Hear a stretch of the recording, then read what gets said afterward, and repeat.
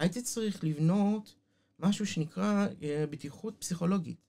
הייתי צריך לתת להם את ההרגשה שהם יכולים לבוא אליי, לדבר איתי. ולא ידעתי איך לעשות את זה בהתחלה, כי זה היה הפעם הראשונה שאני מצאתי את עצמי בתפקיד שאני אחראי על אנשים. אז למדתי המון, והבנתי שאחד הדברים הכי חשובים שאני יכול לעשות, זה לדאוג שאני משבח יותר ממתקן, יותר ממהיר.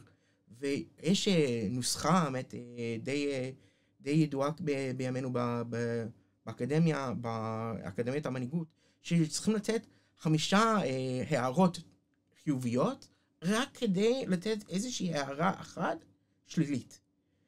5-1. אז צריך לשבח המון. צריך לשבח על הניצחונות, צריך לשבח בפומבי, וגם ב1-1. וצריכים למצוא את הדרך לעשות את זה, כי זה נותן אפשרות לאנשים באמת לפתוח את הלב. אבל גם צריכים להגן עליהם. והגנה באה על ידי ביטוי בשני דברים. אחד, והכי חשוב, זה הקשבה אקטיבית.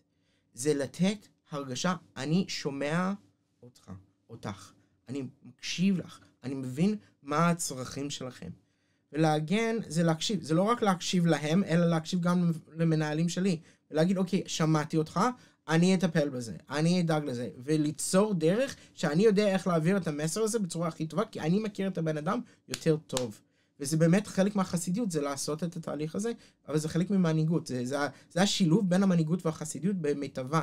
זה לקחת איזה מסר שהמנהל הבכיר יותר רוצה שאני אעביר, בין אם זה מסר של יעדים או מטרות שאנחנו רוצים להגשים, או איזושהי תקלה שצריכים לתקן, או איזושהי בעיה שיש, או איזושהי לשבח, ולהעביר את זה בצורה הכי טובה שיכול להיות, כך שכל אחד יכול לשמוע את זה.